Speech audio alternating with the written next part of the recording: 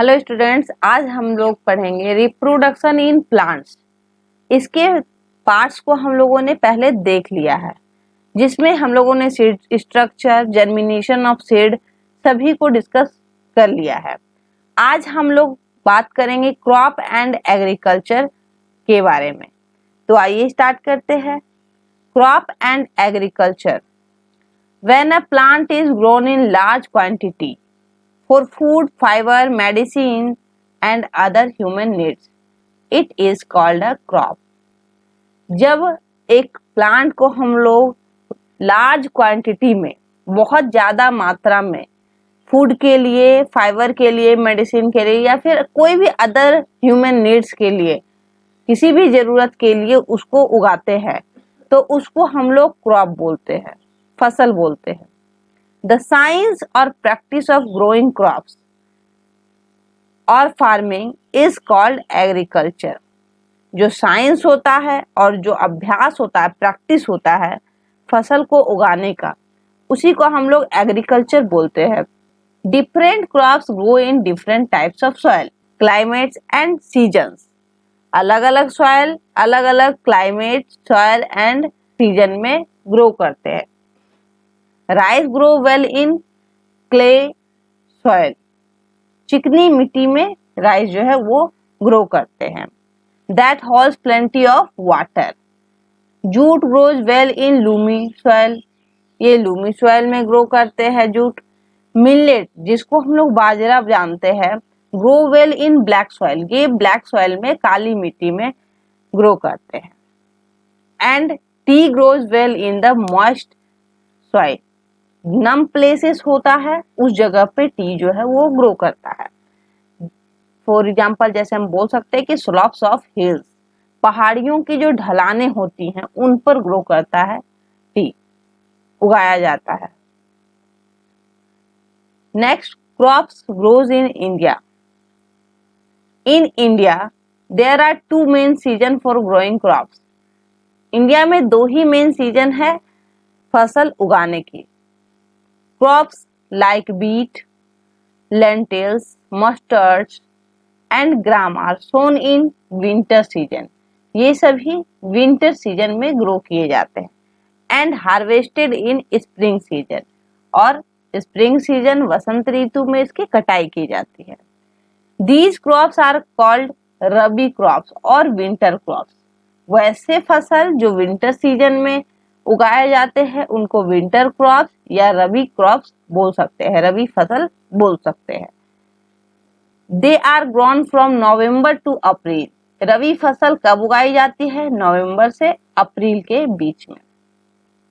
In summer and rainy season farmers grow crops like rice, maize, jowar and bajra. Such crops grown in summer और rainy season are called kharif crops और summer crops. वैसे crops, वैसे फसल जो कि summer और rainy season में उगाए जाते हैं, उनको हम लोग खरीफ फसल बोलते हैं और समर क्रॉप्स भी बोलते हैं। They are grown from June to October. Rabi फसल कब उगाते हैं हम लोग? इसको आप लोग इस पॉइंट को याद रखिएगा। रबी फसल जो है वो नवंबर टू अप्रैल में हम लोग उगाते हैं और खरीफ फसल जून टू अक्टूबर में। ये पॉइंट है, ये सब याद रखना आपके लिए जरूरी है, इस पे अच्छे से गौर कीजिएगा। Next, different stages of agriculture. Agriculture के क्या क्या स्टेजेज है? The various stages of crop production are given below. कई जो है स्टेजेज जो है अभी हम लोग नीचे में देखेंगे, इसके नीचे। तो सबसे पहला स्टेज और सबसे पहली बात जो है वो हम लोग करेंगे प्लगिंग की। The field is plugged. Plugged means क्या होता है? जुताई करना। That is soil is loosed using plug. मिट्टी को हल्का किया जाता है। क्यों? To let air get into the soil. इससे क्या होता है? हवा जो है वो मिट्टी के अंदर में जाता है और मिट्टी को अंदर तक पोषण मिलता है। एंड टू रिमूव स्टोन, साथ ही वहां से सारे स्टोन को हटाया जाता है, पेबल्स को etc. Before the seeds are sown. Seeds को बोने से पहले, बीज बोने से पहले प्लगिंग की जाती है। इसमें सारे कंकड़ मिट्टी पत्थर को हटा दी जाती है, साफ की जाती है और उसकी जुताई की जाती है जिससे कि मिट्टी के अंदर में हवा पास हो सके। Second, enrichment of soil.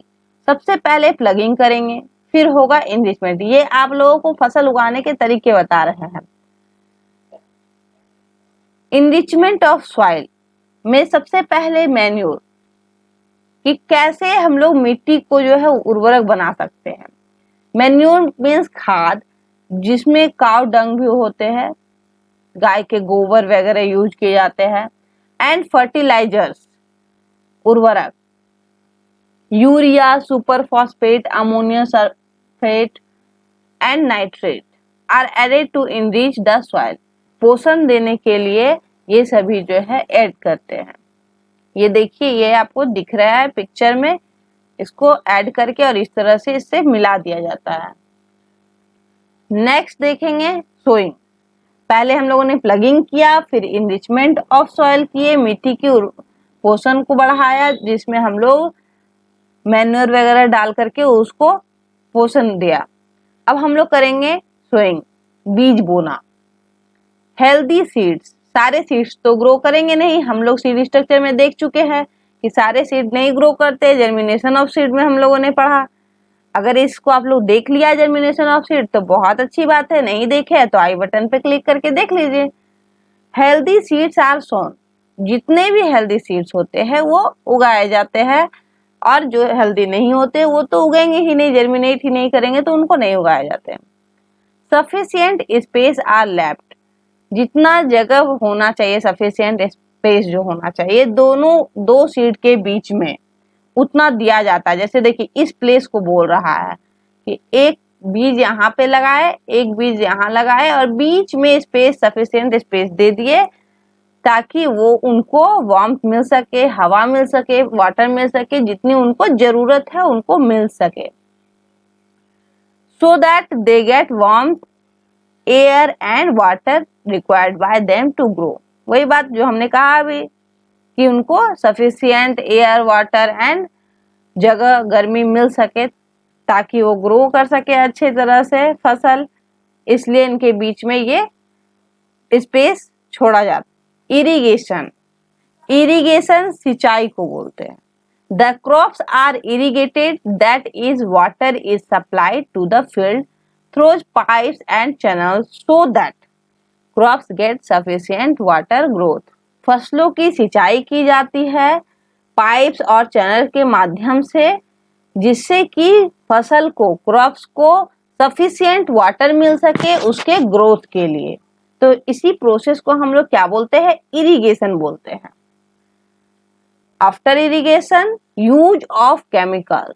अब फसल लग भी गया, उसको बीज को बोने के बाद हम लोग उसको सिंचाई भी कर दिए, अब वो बड़ा हो रहा है। अब जैसे जैसे बड़ा होगा तो अब जानते हैं उनको कीड़े मकोड़े, चूहे सभी उसको तंग करेंगे, खाएंगे। तो उनसे बचाने के लिए हम लोग क्या करेंगे? यूज ऑफ केमिकल्स, केमिकल्स का यूज करेंगे। हालांकि ये बहुत हेल्दी नहीं है पर मजबूरी है कि करना ही पड़ता है। The crops are spread with chemicals called pesticides. और ये जो केमिकल्स को स्प्रेड, छिड़काव करने का जो प्रोसेस है, इसको क्या बोलते हैं? पेस्टिसाइड्स बोलते हैं। ये क्यों की जाती है? To protect them from pest like mice, चूहों से और कीड़े मकोड़ों से बचाने के लिए। Farmers place scarecrows in field to frighten away the birds.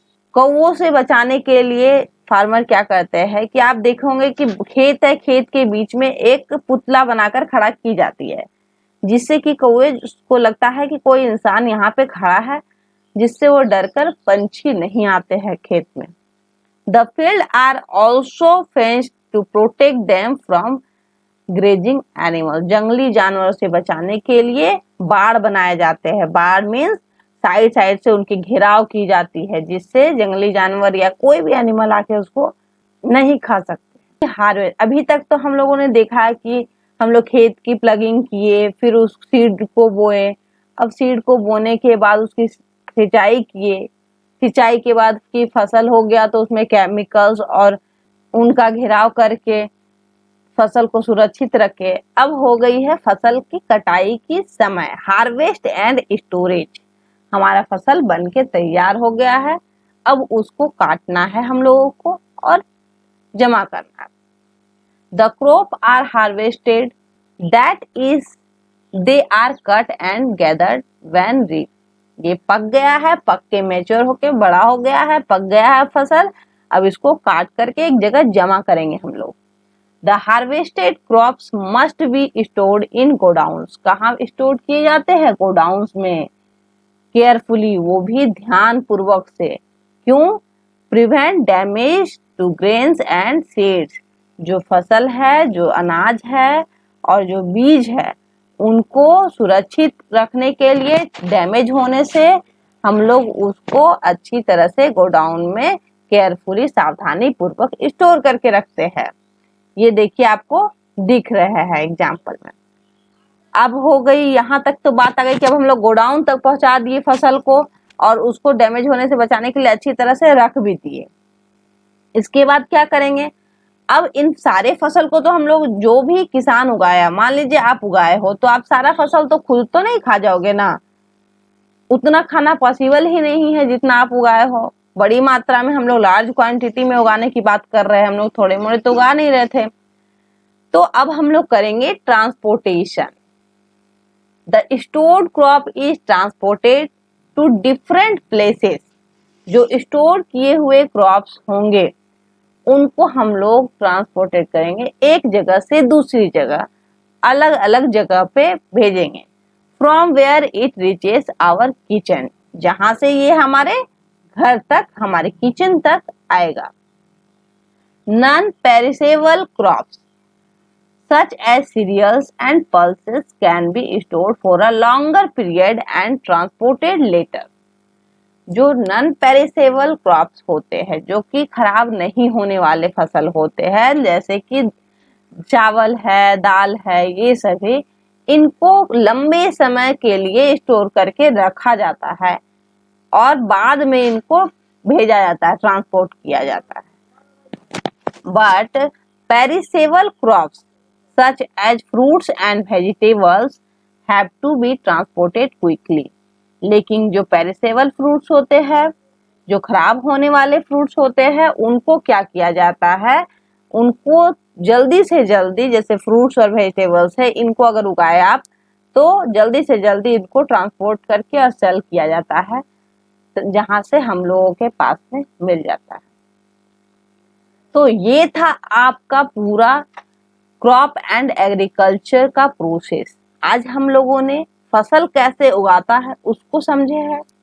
I hope आपको अच्छे से समझ में आया होगा। अगर कोई भी डाउट है तो आप कमेंट सेक्शन में पूछ सकते हैं। Thank you so much. Subscribe जरूर कर ले चैनल को, ताकि इसी तरह के अच्छी अच्छी वीडियोज आपको आराम से मिलते रहे।